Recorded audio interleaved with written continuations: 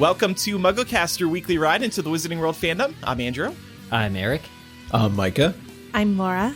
And this week, we've got a special episode. We are joined by friend of the show, Evanna Lynch, who, of course, played Luna Lovegood in the Harry Potter films. Evanna, welcome back to MuggleCast. Hello. Thanks for having me back. Yeah, it's great to have you on. You're here today because you just released a memoir, The Opposite of Butterfly Hunting. Eric is modeling it now. Oh, I don't have a physical copy yet. I'm jealous. What a gorgeous cover. It really is. It's pretty. And Micah, thank Micah's you. got it too. Yeah. And yeah, so that's the focus of today's episode. We're going to talk about the book, and we'll talk a little bit about Harry Potter too, because you do touch on that in the book as well. So Evanna, and actually we should note, Evanna is also wearing a sweater with Gryffindor colors. Thank you for coming prepared today with some Gryffindor colors. You are a Gryffindor? Yeah. I'm Okay. so Gryffindor. Yeah. Okay. You said something about Ravenclaw before. So No, I just said I wish I was Ravenclaw because blue suits me better, like color-wise. This is not a good look for me aesthetically. I You look it is. Great. You look great. Thank you. Meanwhile, the rest of us were wearing gray. What colors. house is that? It's nothing. You can tell who's a newbie here when it's like, I'm going to turn up in house colors. This is my I'm flying later today shirt, so I needed something comfortable for the flight. Yeah. Can you give listeners an overview of your new book, The Opposite of Butterfly Hunting? Yeah, for sure. So yes, it is a memoir. It kind of didn't start out that way. I was like, I really just want to write about the battle between mental health and creativity. It wasn't like I want to tell every detail of my life, but then I just realized, I don't want to write a self-help book because I find stories more powerful. I want to know like anecdotes, like the books that really changed me were beautifully told stories, beautifully written stories. So anyway, yeah, it turned into a memoir, and yeah, it's really about the struggle between your mental health and your creativity. And I feel like I've been talking about this for years, like over a decade. I did start talking about my mental health in public. And while on some level that was kind of a relief to be like, this is who I am, I've got this past, I'm not going to be ashamed of it.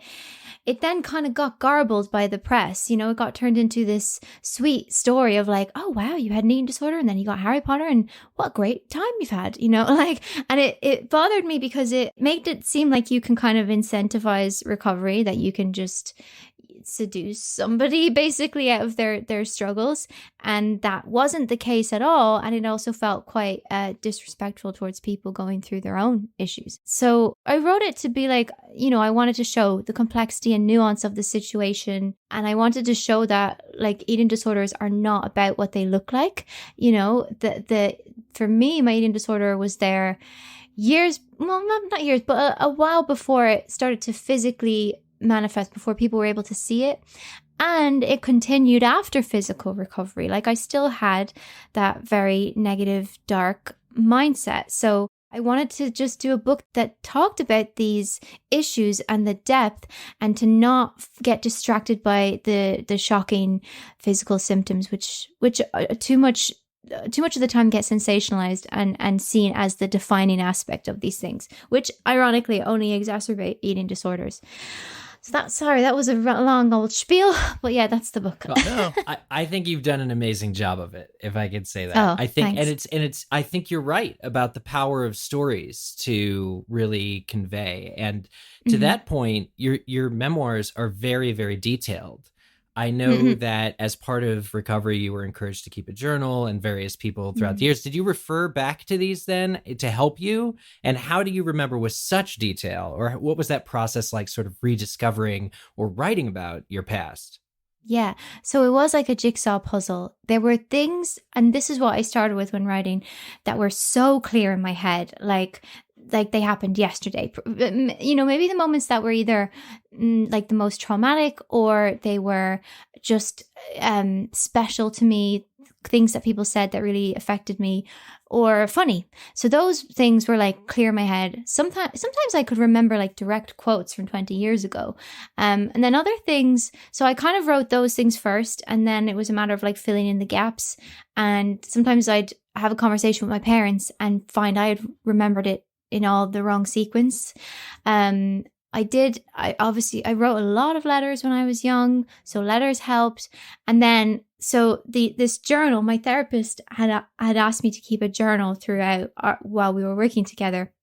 And it was so weird how it came back to me. So this is like real world magical stuff. Like, I knew I had this journal, I had written it, and I was like, oh, it'd be amazing if I could find that journal again. But I actually was a bit too embarrassed to ask her about it, because it was like, that journal, I'm just ashamed of who I was back then. I was such an unpleasant person and such a sick person. And so I didn't want to ask her. So then I was kind of like, I asked my psychic, I was like, can you have a mooch around and feel if that diary is gone and burned, or if it's somewhere out there? And she came back and she was like, I don't feel there's any funny business. I don't think anyone stole it. I think it's in Ireland somewhere. And like 3 days later, my therapist texts me, this keeps falling off the shelf. It was the diary. What? Yes. Wow. Yeah, she was like, I don't know what to do with it. Do you want it? And I was like, shit, yeah. Like, that's when I said to her, I'm writing a book, so perfect. And then she sent it to me, so that really helped. That was magic, right? That's incredible. Wow. Jeez. Ivana, this was Natasha in the book? Natasha? Yeah, exactly. Awesome. Uh-huh. Awesome. Yeah. Wow. Yeah. Okay, now I believe in psychics. Yeah. But she wasn't very specific about it. You know, she was she was like, I don't know exactly where it is, but she was like, I think it's somewhere in Ireland. I don't think anyone's taken it. But then she was like, I'm sorry, I can't help further. But whatever she did, shifted some energy and drew the book back to me. That is amazing. It sounded like Peeves was lending a helping hand, knocking it off of the shelves there. Or a nicer ghost. Now, you were very open on social media about how much time and effort it was taking to write this book. Was this one of your more difficult projects, you would say? Oh, yeah, hands down. It was the least enjoyable, because it's just you with your desk, and you're kind of like, that's the nice thing of having written a book, the first one. Okay, now I've done it. I know that I can do it again. Great. But the first one round, you're like, I don't know if I can do this. I don't know if anyone will want to read it. I don't know if I'm good at writing or if I'm just delusional. So it was like pushing through those days and being like, losing faith, and then going, no, I've got something here.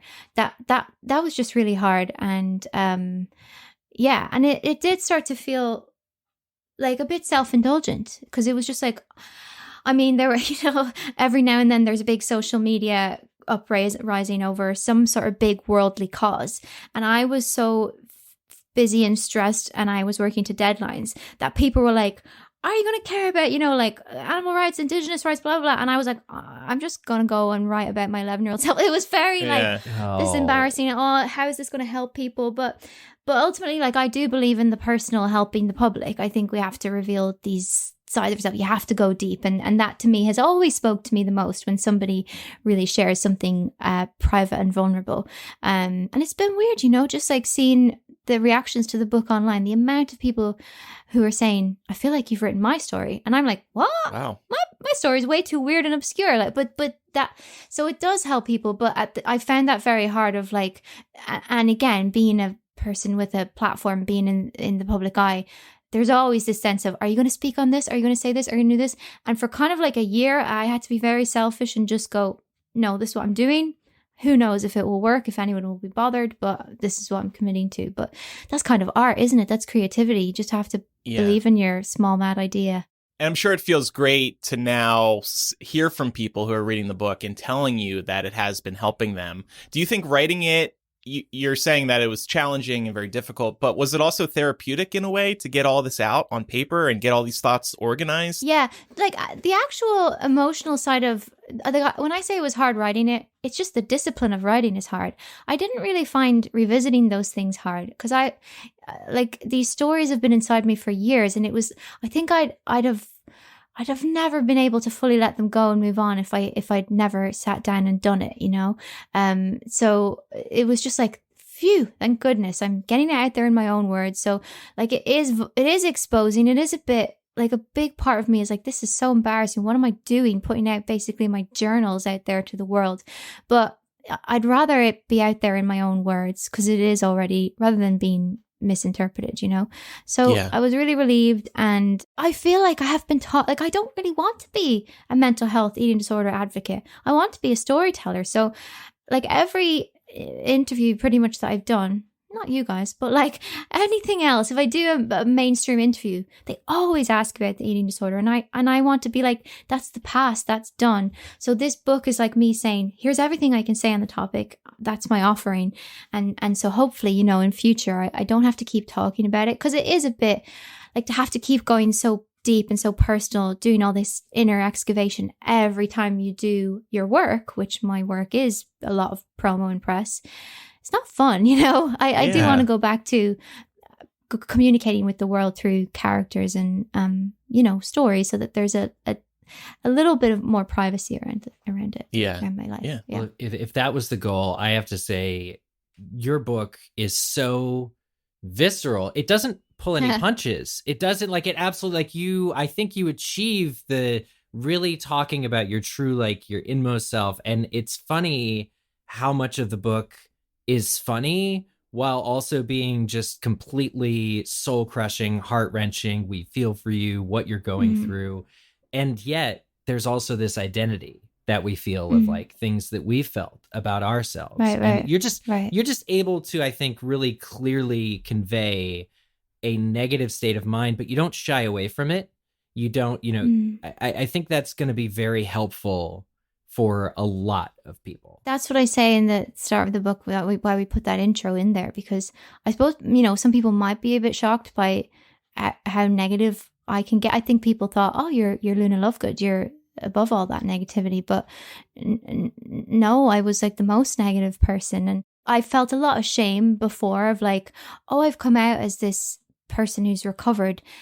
I'm not allowed to hate myself anymore. I'm supposed to be all good in that department. And yeah, felt a lot of shame for not being more healed, not being more mature, or not having all this self-love thing figured out. But I just have found that, like, nobody is perfect with their self-love, with their self-acceptance. It is a relationship that you have to work on. But you can manage it better if you talk about these mean things, because, you know, it's that cliche, when you expose the darkness to light, like, people can see it, they can understand it more, and they can have awareness. And with awareness, we don't feel so alone, and we feel like these very dark, big things in our head become smaller, and then we can laugh at them.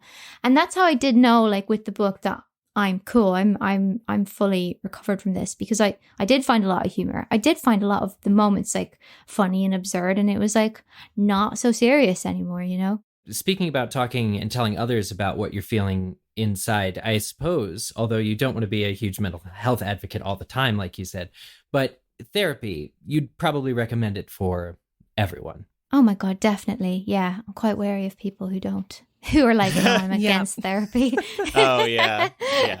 Yeah. I mean, but people do have different forms of therapy. I understand people who have, like, sport, or if they've got a really close best friend who just everything's good. But yeah, it's so, gosh, it's like, you know, it doesn't change who you are, but it makes you just really conscious of your weaknesses, your triggers, and so that when these things kick off, like, they'll always be there, but you learn how to sit, you know, kind of sit with it, to breathe, to not react and not do hurt and do damage towards other people or yourself. So I just think therapy is the best. But yeah, it's hard to find. We've all done it here too. And definitely really speak I to love that. the power of therapy. Yeah.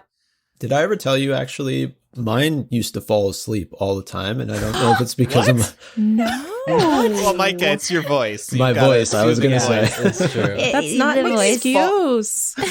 Fall asleep face to face? Yeah, the appointments they were fairly later in the evening. They were about 8 o'clock or so. Past the bedtime of the therapist. Must have been past the That's bedtime. So funny. What did you do? Did you just, like, kind of prod them awake? What did you do? Hey. Yeah, just, like, you know, snap my fingers, see if it Oh works. my God. Did you just, like, look around and go, I guess I should go? Or did you, like, tuck the therapist in with, like, a blanket from the couch? It was a comfortable chair he was in. Maybe that had something to do with it. It's all about the chair. I think I would be like, do I get a discount for this session That's what since I you weren't would. Yeah. present for part of it? Jeez. Gosh. Well, Evanna, you mentioned something interesting a few moments ago about speaking to readers who've communicated that they feel like they were reading their own story in this book. And I have to say that really resonates with me. As someone who was a young girl around the same time that you were, and you really capture facing a lot of the insecurities and the unknowns of growing up in a society that encourages young girls in particular to put themselves in boxes. So reflecting on that, I'm wondering if you had the opportunity to speak to your younger self, what would you say to her? Oh, I don't know, because she was very stubborn. I don't think she'd taken advice. And she was very much like, younger me was just in a lot of pain. And didn't, because my mindset was so negative, anything that people would say to her, just, I wouldn't believe it. I would have been like, well, that person is obviously doesn't know what they're talking about, I'd probably be like, I will avenge you. I'll probably just tell her that. I'd be like, don't worry, I'll get revenge one day and I'll sort things out. Because I think she felt a lot of just like, oh, the world is unfair. I can't do what I want. And I feel like I have sort of avenged her, my younger self, especially with this book. So I work with a shaman. Probably have talked on about that before.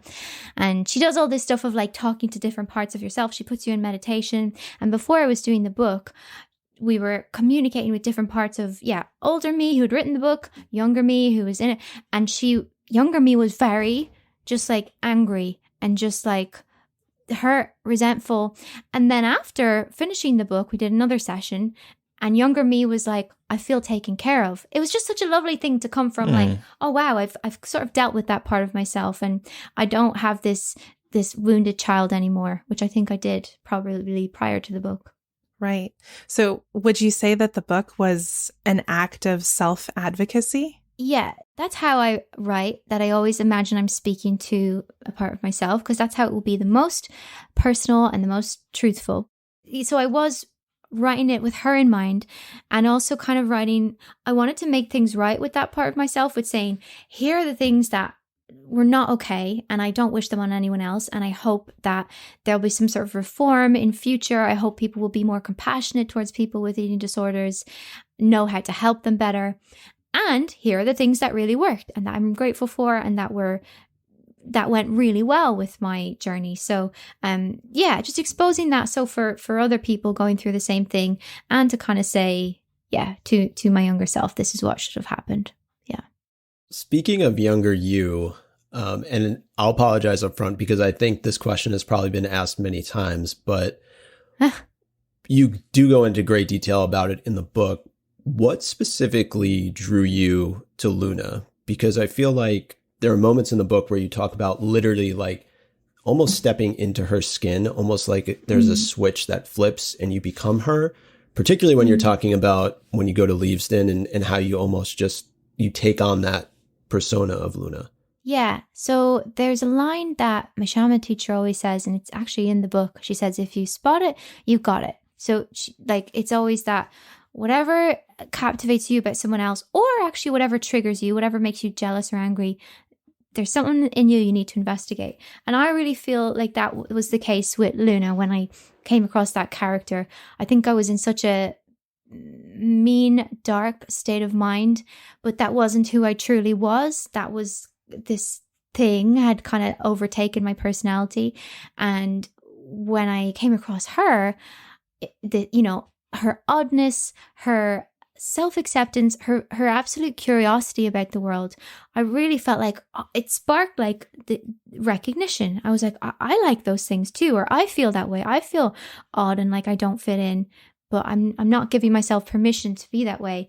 So it was like she was giving me hints of my past and future self, of who I wanted to be, and it was lighting something up inside me, something that had been sort of extinguished. And then like when playing the part again, it was that feeling that I just had to relax. Like I think I was quite anxious. I was insecure as a teenager, and I was so anxious being on the set, of course, because it felt like such a big deal.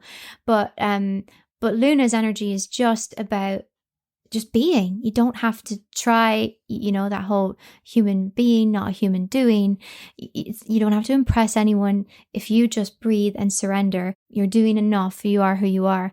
And just this idea of like acceptance of every moment, of every person, and not feeling, like you have to tie yourself in knots, contort yourself to take up space. Because that's how I felt. I felt I needed a reason to exist. I need to justify why I'm here and why people are looking at me and talking to me. And she didn't have that. So I didn't feel confident enough to do that myself, but she gave me that confidence, and I really, really leaned on her. I leaned on her too much, and I like on the set, but also when I would be doing media events, when I would meet somebody new who I was kind of nervous around, she just gives me that calmness, and still does. Yeah. So you actually found out about the Luna Lovegood open casting call through MuggleNet. Yeah, I think we've mentioned this from time to... You know what? I was actually wondering that, and I actually peeked into the MuggleNet archives. I don't know. I was reading news at the time, but there were a couple other people too. So I don't know. But it's such a fascinating story going from fan to cast member, and you really capture that transition in the book. So that was really interesting to read. Something I actually didn't know was that you had actually been in correspondence with JK Rowling in the years leading up to the audition. Yeah. I think but people have been confused about that. People thought, you must have known her through the films, but no, not at all. Yeah, you knew her just outside by of chance. that. And then she had no involvement in casting you, which is equally incredible. Yeah. That whole story blows my mind. Yeah. No, me too. It's crazy. Yeah. I don't even have a question here. I just wanted to know that. You talk about first writing a letter to Jo and including details that were far and above more, I guess, personal than you were telling even your family. Like you talk about your mother being surprised by the level of detail that you go into to a perfect stranger, and yet the woman who creates this book series. Yeah. That's a wonderful escape. Looking back, do you know what really made you send that letter to Jo? That first one. People do though. They do that to me too. Like online, they pour out their hearts, and it's like, you don't even know me. Like, it is kind of a projection, but there's a safety in somebody who's far outside your situation, who is not going to be biased. And so like, I knew from her books, there's something in her soul that I understand and that has soothed me. So that's why I wanted to write. But also, I didn't believe she'd ever write back, maybe a little bit. As a kid, you actually do. You kind of do check your letterbox. But I kind of also felt like, I don't know if I even believed if she was real. It was a bit like she was Albus Dumbledore, that, maybe she's real, maybe not. So I just, and I suppose like, that's the thing with eating disorders. You become very deceptive and very sneaky, and like you lie to everyone. It's like an addict. There's nobody in your life you're honest with. And that is extremely isolating and lonely. So I think I was just desperate for connection and desperate to talk to somebody who I felt wouldn't get angry at me and who would understand. And that was JK Rowling to me. And anyway, she wrote back. So that's that. And then it was interesting too, because you wrote about the mental gymnastics that you sort of did when you were in the casting call about whether or not you should bring that up to David Yates, David Heyman, because you didn't know how it would necessarily be received and if it could hurt your chances or help your chances in terms of getting the role, right? Absolutely, yeah. Well, because I just had it's that mental health, that stigma against, and it was worse back then, back in 2006, the stigma against people with mental health issues. It's sort of like you're deficient, or there's something wrong with you.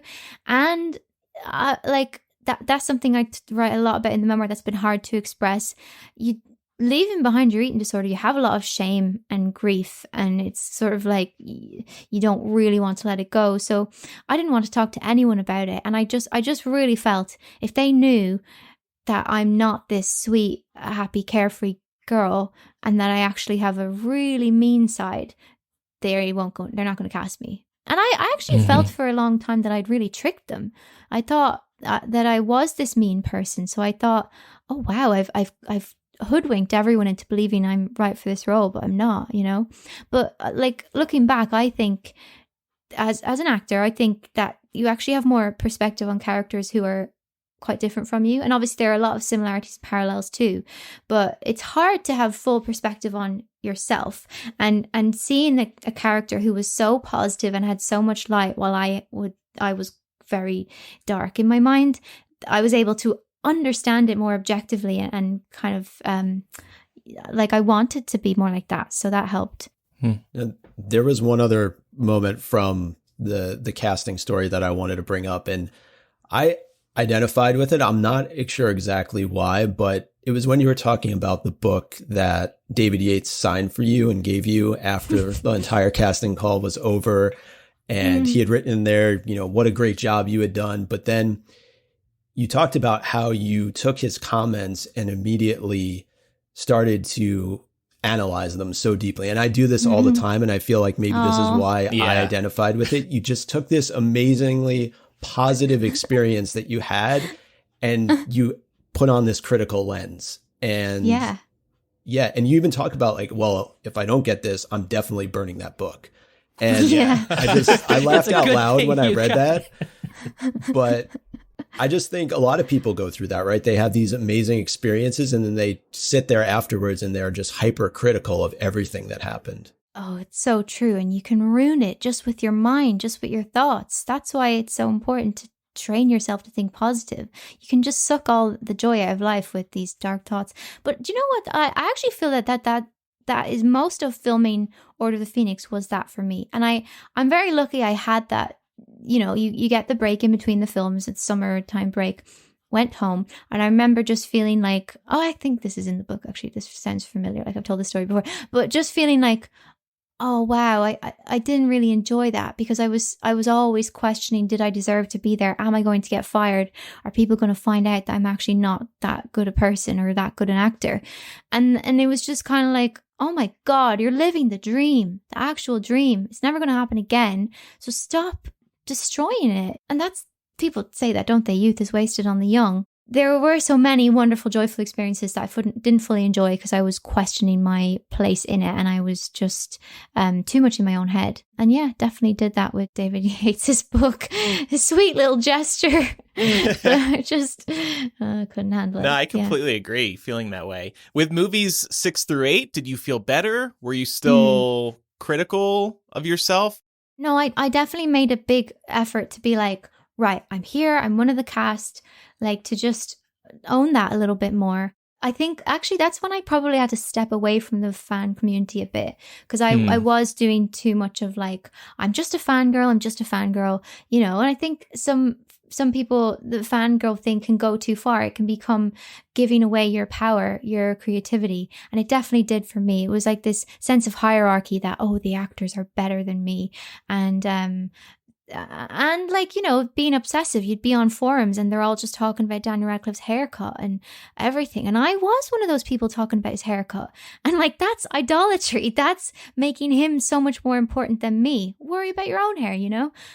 So I had to just be like, I need to get away from that community because it's just making me feel small and making me feel not comfortable with these people who are supposed to be my equals and are, you know, we are all equal. I can see how that would definitely feed into the cycle of imposter syndrome, right? You're like, I've known both sides of this franchise, right? I've been a fan. I still am a fan, but now I'm also in it. Yeah, exactly. Like that nerdiness we have, it can go a bit too far.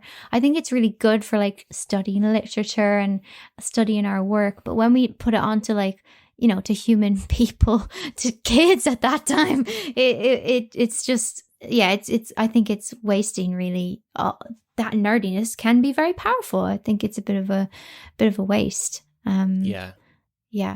I love one point you made in the book about that, actually, which was that you go onto these sets and these people are working day in and day out to create the best thing they can.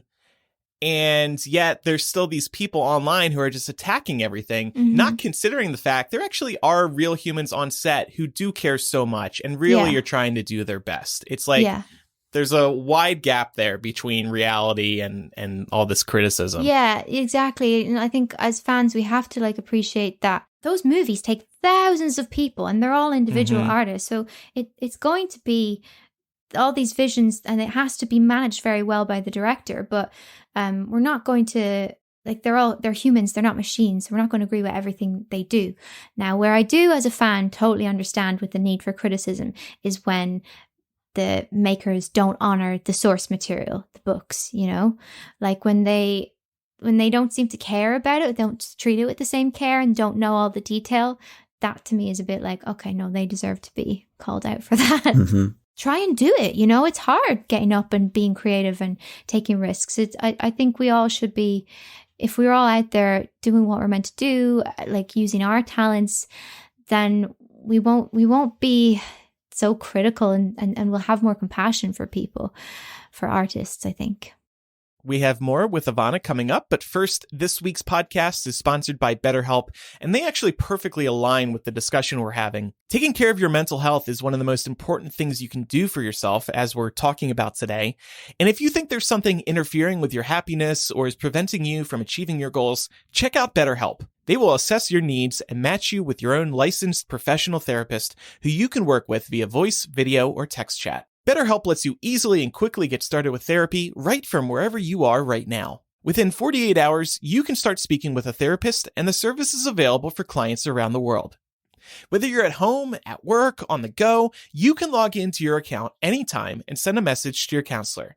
This isn't a crisis line, and it's not self-help. It is professional therapy done securely online. One of the things that's great about it is you'll get timely and thoughtful responses, plus you can schedule weekly video or phone sessions with your therapist. BetterHelp is more affordable than traditional offline counseling, and financial aid is available. BetterHelp is committed to facilitating great therapeutic matches, so they make it easy and free to change therapists if needed. Visit betterhelp.com/MuggleCast. That's better, H-E-L-P, and join the over 2 million people who have taken charge of their mental health with the help of an experienced professional. By going to this URL, you will get 10% off your first month. Again, get 10% off at betterhelp.com/MuggleCast today.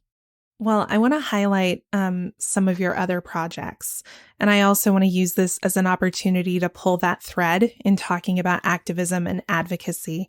So let's talk about the Chick Peeps. And I'm wondering if you can speak to how veganism changed your outlook. Oh, on life? Yeah. Oh, that's a really big one. Well, first, initially it made me more angry and it made me quite cynical about human nature. But then it did the opposite. It made me, the more I got into veganism of like, cool, we're going to try and be really compassionate to animals and do everything mindfully, you know, how you eat, how you buy clothes, what you spend your money on, all those things. And struggling, you know, finding that I still can't be perfect, you know.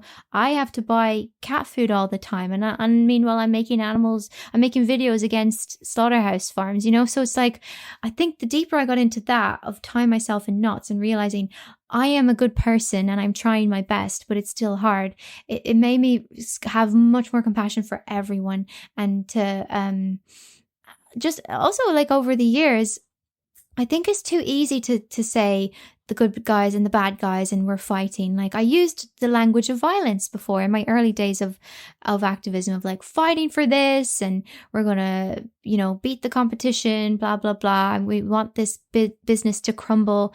And I don't like that type of language now, and I think it's just destruction. You know, you need creativity, you need to create solutions, because especially over the course of like my exploits in activism, I've met like farmers, dairy farmers, or just people who hunt. I don't know about if I can redeem them, but dairy farmers, they're nice, you know. They're just people trying to feed their families. They're actually not evil. And I thought before, oh, they must have, or slaughterhouse workers, you know. And even those people can be, you can look at them and be like, they are messed up, but something has done that to them. So it sort of has made me really believe in our that we're innately good, and to try and speak to the good in people. Yeah, like I do believe that most people would be vegan if it was just more accessible, if they were educated the right way. So I always do that. And as I say, when I find it now, when people are like, take a side, stand up for this, I'm like, I don't want sides. I want the space in between. I think we're all very complex and full of light and shade and have capacity for evil and good. So yeah, it's made me be more, I want to slow down and just have conversations, be more neutral, I suppose. Amen. I love that. I love the idea that, learning that compassion can fuel someone's ability to potentially become an activist one day. The idea that funneling compassion into others may have been what allowed you to feel more compassion for yourself. Would you say that? Yeah, that's a nice way of putting it. Yeah, definitely. But also like what you said there about compassion can lead people to kill animals because they're trying to do something to help other people, blah, blah, blah. Like, it's very complicated. That's what I've realized about it. But that's probably a very weird way of putting it. It's the classic quote, the world is not divided into good people and Death Eaters. Isn't it that? That's exactly what I was thinking. Yeah. Such wisdom in that. I love it. Sort of wrapping up about your book, what would be the one takeaway that you would want readers to get out of the book? Oh, I hope it has like a long-term effect of in like waking them up to their creativity, giving them courage. Like, I kind of wanted it to be a book that gives people a shake, makes them see what it will cost if they keep entertaining the voices of self-hate, how that will wear them down, but how choosing to believe like positive thoughts, choosing to do loving things towards yourself, that will build you up. And you can make either choice, but just know what both are going to do to you. And I hope it gives people courage to kind of shake themselves out of their self-destructive behavior and to keep choosing creativity and to prioritize it. And just to like facilitate conversations between a lot of like mothers have been messaging me asking, is it suitable for young people or friends? And yeah, I hope it will create greater understanding about mental health and eating disorders, especially for young people, because they can often be dismissed. So yeah, just hearing people say, oh, it made me have a chat with my sister. That's the best I can hope for, really. My girlfriend had a question. She's about halfway through the book and really, really loves it so far. Thank you. And she had a question about the title, which is, I think of butterfly hunting as the human desire to capture beauty and perfection and to display it to the world, but it's at the cost of the butterfly's life. The opposite of butterfly hunting then would be to let beauty exist as is, naturally and without force. Am I way off base? And Nope, what does the she's title nailed mean it. to you? Okay, awesome. You basically explained it in my words. Well, it's about letting beauty or whatever that is free, letting it evolve and change. That you'll see it a moment and then it goes away. And it's a metaphor for like how we treat our bodies. That we shouldn't. This idea of trying to. For women, or well, for everyone really, but trying to, especially, I think it is more for women that we have this obsession with keeping them looking youthful and young and girlish, and that they shouldn't change with life. And I'm like, cool, physical perfection is nice, but it costs you your life. It does cost you your creativity and all your time and energy. And it's just like, life's too short. Like, you're not a cartoon. You're not a sculpture, you're a human body, and that should change. So let it, let the butterfly free and stop trying to possess perfection and stick it down with a pin in its chest, But yeah, she nailed it. I love it. I'll tell her. Phew, she's probably like the only person. Everyone's been like, what the hell is this title about? Oh, sorry. You don't find out until the very end of the book, but she's got it. I'm glad that you explained it. So just to wrap up, we've seen you having a lot of fun at bookstores, signing copies of your book. Do you have any advice for aspiring writers? And do you think you'll be writing another book at some point in the near future? Nice. Let me see. Advice for aspiring writers. I definitely learned a few things from writing this book, as in, first of all, just stop trying to write like your favorite writer. I did that for ages, but I think after a certain point, I think that would take ages. And I think after a certain point, you have to just accept who you are will come out on the page. So it's better to just work on yourself. And you kind of get to a point, you're like, okay, this is me. maybe I'd be cleverer if I'd read those 50 books on my bookshelf or if I had a degree.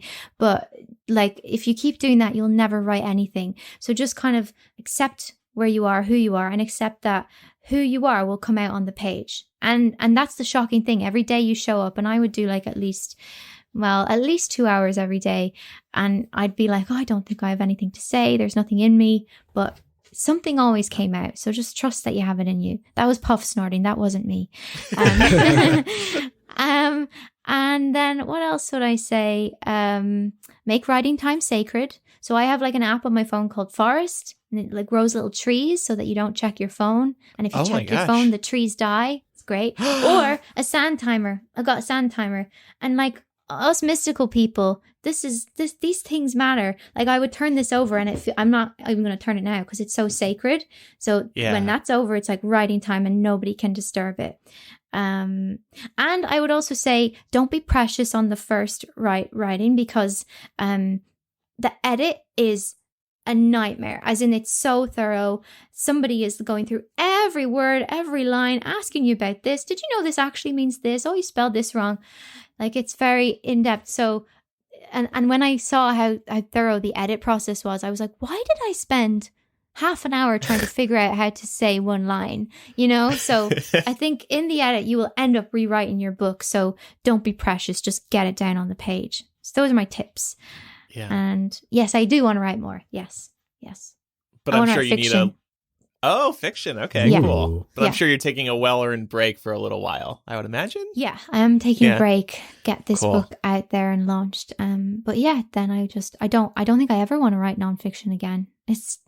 It's a bit hard on your relationships. Like my family, my mom was like, it's fine for you. You're off in London. You don't have to deal with the neighbors, but they do. And like my sisters are school teachers, and I've got like an anecdote of one of my sisters with her first bra in there, and she let me keep it in, but she was like, my students are 12,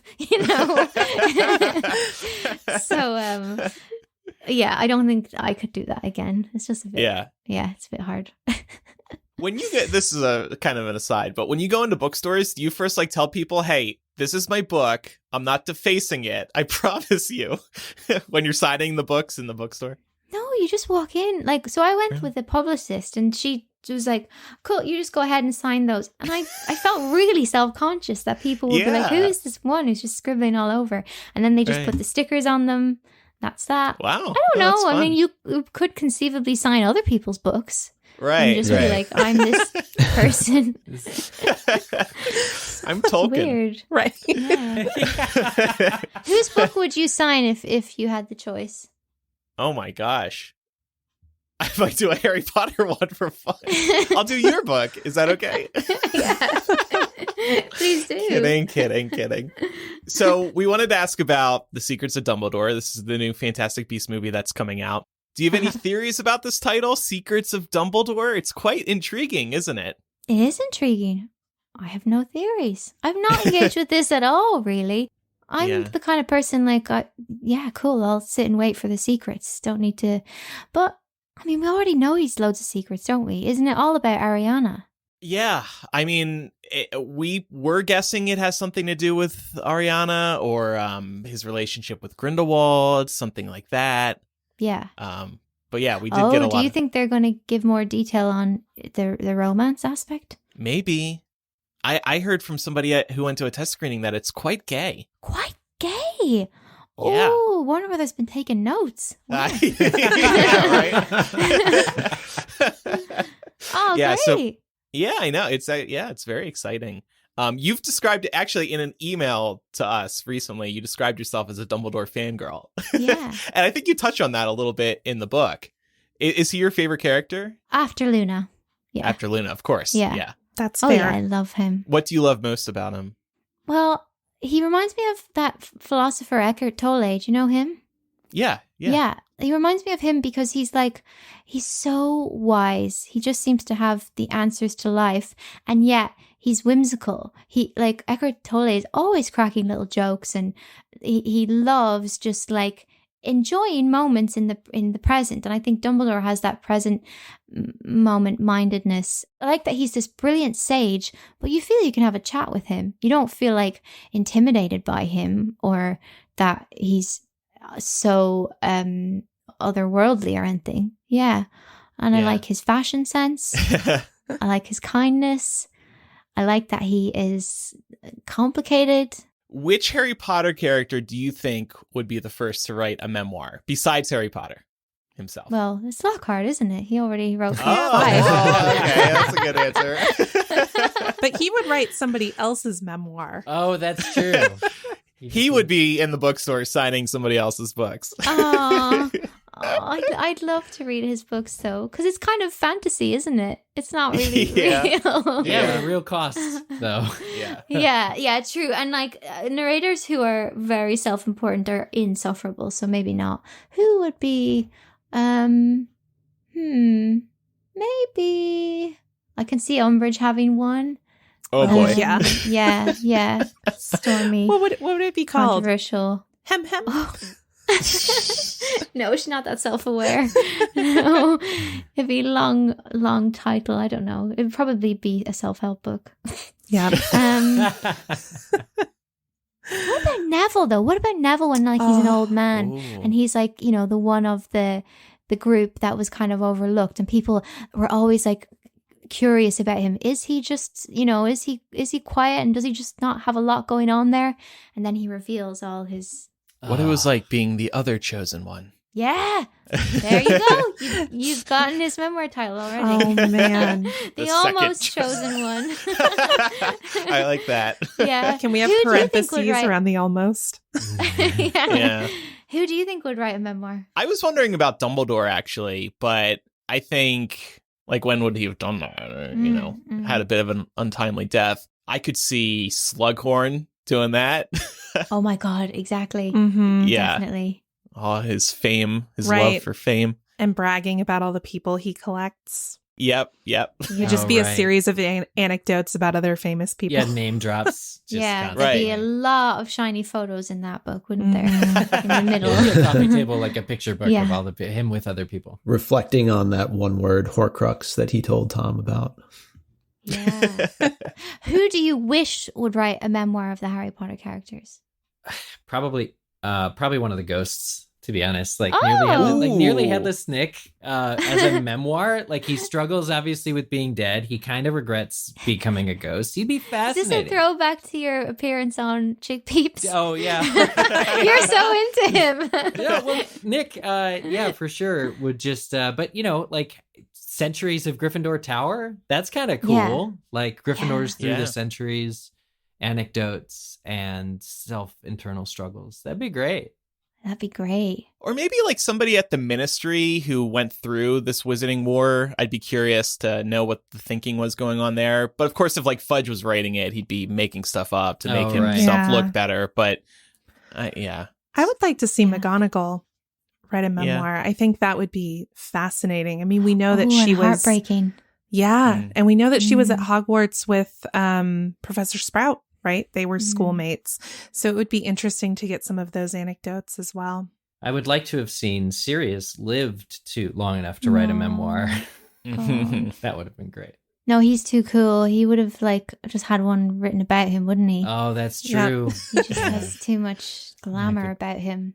Good point. Like, he's got so much glamour that he wouldn't reveal his inner life. That's part of it. That like he's so elusive and enigmatic. Yeah, the ability to be vulnerable and face it. Yeah.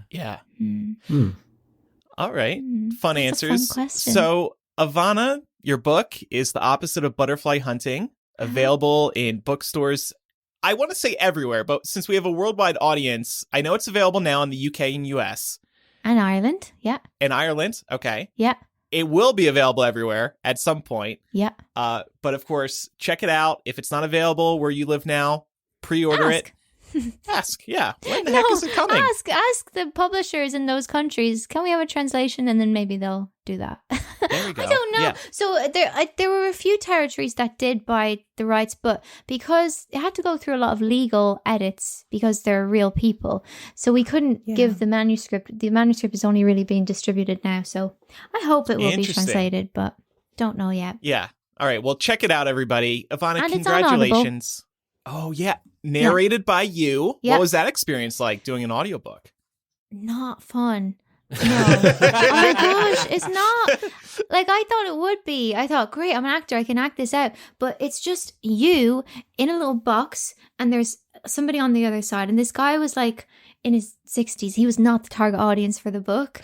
And like I just got, and maybe it was me. I might have been projecting, but I was like, he does not like me. And now he's having to listen to 5 days of me just talking about my life. So it was hard. If you can And do that was the that first time. experience, you can do anything. Right. Yeah, maybe. Yeah. The book is amazing. Thank Ivana. you. It's Thanks for now, having me on. You know, speaking personally, it's now my favorite thing that you've done. Oh, whoa. And it usurped the season of Dancing with the Stars, which was freaking amazing. And it was so evident how hard you worked. Mike and I were watching every damn week. I don't know if Oh, you were. that was so fun. I That loved ending, it. Thank though. you. You guys should have gotten it. Yeah. You and Kyo. I agree.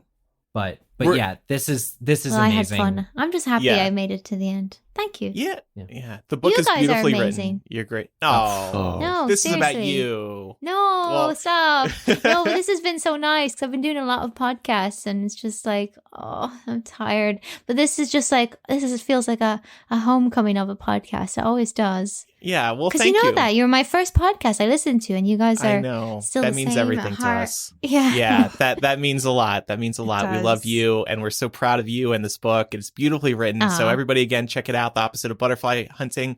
We'll have a link in the show notes, of course, so everybody can grab it. Maybe just we should quickly plug. We also appeared on your podcast, which is on Woohoo. hiatus right now, the Chick Peeps. So check that out. I think that's the second to most recent episode Yep. in your Yep. feed. It was super fun. Yeah, and of course, we'll link to Ivana's social. Are you on social media right now? I'm on Did you leave? Instagram. Yeah. Okay, we'll link to Ivana's Instagram as well, so everybody can follow her. All right, thanks again, Evanna. Thank you guys. Thanks for Thank having me. you. Thanks. All right, well, gang, that was a great interview with Ivana, wasn't it? That was She so is good. Awesome. She's the best. Such She's a deep just- thinker. A gem of a human Yeah. being. Yeah, I'm thrilled with how that interview went. Please, everybody, support her. Check out her book. It's really great. If you have any feedback about today's interview, you can contact us by writing to mugglecast@gmail.com, or you can send us a voice memo. If you do that, just record a little voice memo on your phone, send that to mugglecast@gmail.com. You can also use the contact form on mugglecast.com, or you can leave a voicemail on our phone. The number is 1-920-3-MUGGLE. That's 1-920-368-4453. It's time for Quizitch. Last week's question was, what sweet treat does Professor Flitwick give to Harry after his interview is published in The Quibbler? The correct answer is a box of squeaking sugar mice. Correct answers were submitted by the Jonas Brothers, Spooky Cookie, Steven Stevens, Hufflepuff Plant Lady, He Who Must Not Be Bort, a lost packet of Drooble's Best Blowing Gum, and long live no character limits on this section, Runalb Waslib, and the Cactus. Next week's question. What is the name of Aragog's wife? Ooh. Submit your... This is actually in the books. It's not a Pottermore thing. Submit your answer to us over on the MuggleCast website. Click on Quizitch from the top main menu, or go to mugglecast.com/Quizitch. It's not Hagrid, right? It's that's more his daddy. Oh, his dad. Oh, I don't. Like human daddy? Spider Daddy. All right, Adopted let's daddy? keep moving here. Yeah, anyway. Make sure you are following the show for free in your favorite podcast app so you never miss an episode. And if they have a review section, please do leave us a review as well. We really appreciate that. And we love reading the reviews that come in. So thank you, everybody who takes a moment to do that. And finally, do follow us on social media. We are MuggleCast on Instagram, Facebook, and Twitter. And of course, check out our show notes today for a link to Ivana's book, The Opposite of Butterfly Hunting, as well as a link to her Instagram and Chick Peeps podcast. All right. Thanks, everybody, for listening. I'm Andrew. I'm Eric. Micah. And I'm Laura. Bye, everyone.